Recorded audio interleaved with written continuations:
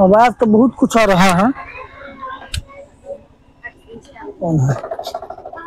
उधर आकर बैठो, उधर धूप उधर आकर बैठो। कोई एक शब्द नहीं बोलेगा, वीडियो बना रहे हैं, एक शब्द बोलेगा मार खा जाएगा। बैठो ना उसको।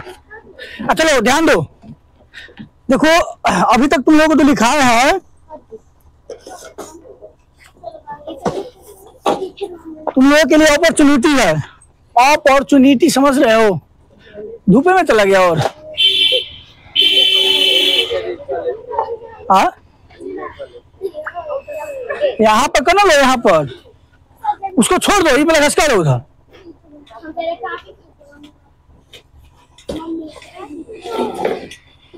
अरे कर लो।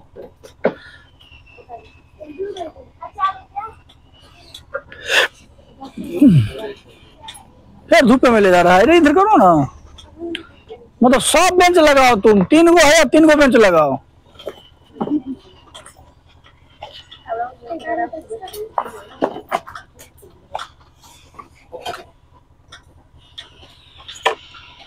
एयरबड्स कहाँ है? एयरबड्स लो तो फेंकना मत।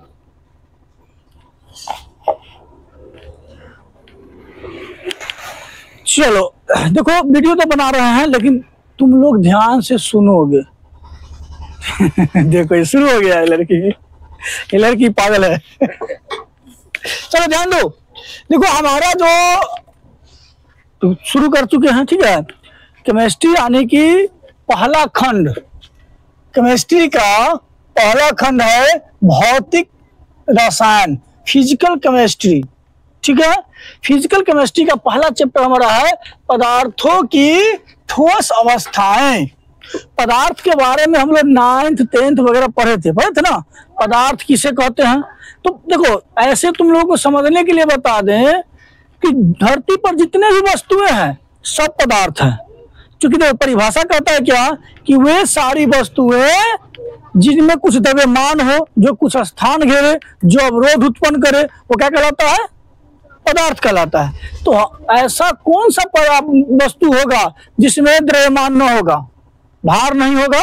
वो ऐसा होगा नहीं ना। सभी में कुछ ना कुछ भार है। हवा चल रहा है, हवा भार नहीं है कि नहीं? हवा भार है कि नहीं? हवा में भार होता है। बैलून में अगर हम भर दे हवा को, ठोस अवस्था है, ठीक है। तो देखो पदार्थ की ठोस अवस्था किसे कहते हैं? पदार्थ ठोस किसे कहते हैं? पदार्थ 3 प्रकार के होता है, हम लोग जानते हैं। हम लोग 9th में पढ़े थे कि पदार्थ 3 प्रकार के होता है, ठोस, द्रव और गैस, पढ़े थे। तो उसमें क्या है कि आज हम पढ़ेंगे ठोस के बारे में, पूरा डिटेल्स पढ़ेंगे, ठीक है।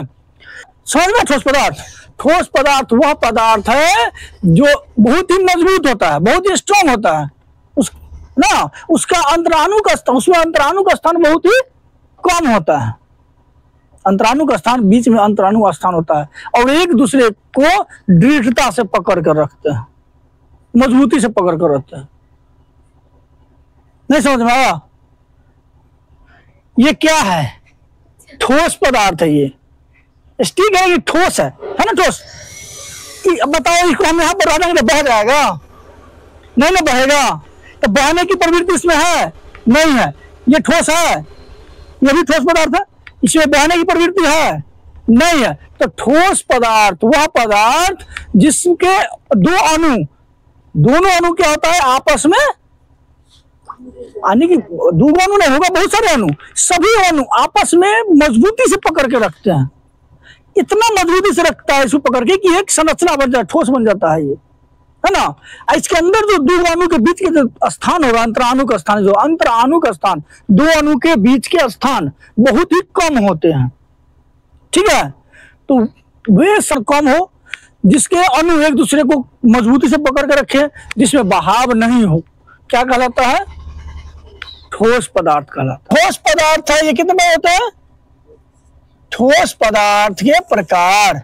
तो ठोस पदार्थ के प्रकार लिखेंगे। ठोस पदार्थ के 2 प्रकार होते हैं। ठोस पदार्थ के 2 प्रकार होते हैं। कितने प्रकार होते हैं? 2 प्रकार होते हैं। पहला क्रिस्टलीय ठोस, इसे रवादार ठोस भी कहा जाता है। क्रिस्टलीय ठोस को रवादार ठोस भी कहा जाता है। दूसरा होता है अक्रिस्टलीय ठोस। पहला हो गया क्रिस्टलीय ठोस, दूसरा हो गया अक्रिस्ट। ध्यान दो, तो क्रिस्टलीय ठोस जो होता है इसे रवादार ठोस भी कहते हैं और वास्तविक ठोस भी कहते हैं। ठीक है, इसे कहते हैं वास्तविक ठोस भी कहते हैं। क्रिस्टलीय ठोस को रवादार ठोस और वास्तविक ठोस भी कहते हैं। और अक्रिस्टलीय ठोस है, तो अक्रिस्टलीय ठोस को हम आगे पढ़ेंगे, ठीक है ना। अभी फिलहाल क्या करते हैं, क्रिस्टलीय ठोस की विशेषता को जान लेते हैं। लिखा दिया है अभी विशेषता, यहां देख लो, नहीं लिखा होंगे तो यहां देख लो।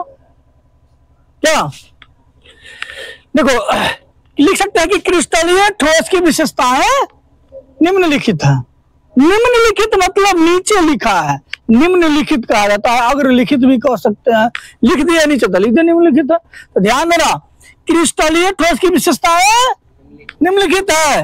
एक में कह रहा है ठोस के कणों के बीच निश्चित दिग्विन्यास होते हैं, निश्चित दूरी पर रहते हैं सभी।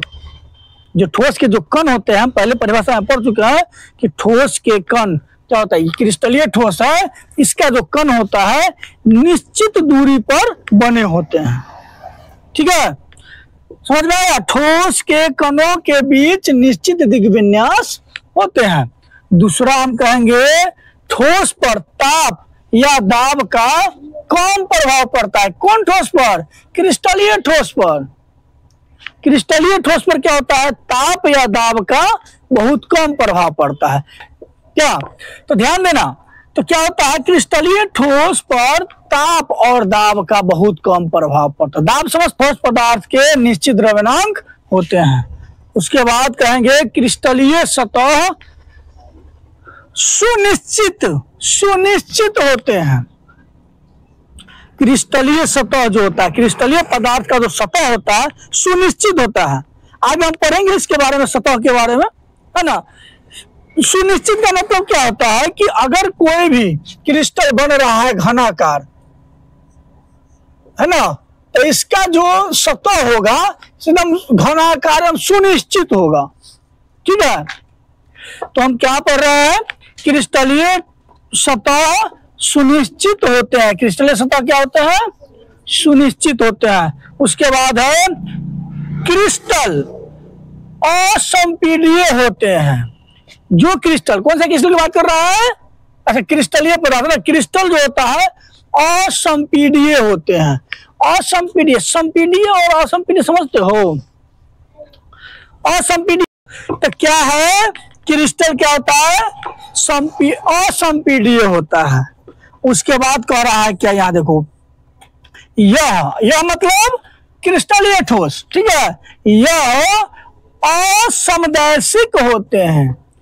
असमदैशिक समझते हो, असमदैशिक समझता है, ध्यान देना, उठा लेगा, छोड़ो ना। असमदैशिक का मतलब क्या हुआ कि विद्युत चालकता, उसके बाद आवर्तनांक, उसके बाद क्या है उष्मीय प्रभाव, अलग अलग होते हैं, सब अलग अलग होता है, तो उसे असमदैशिक कहा जाता है। ठीक है, क्या कहती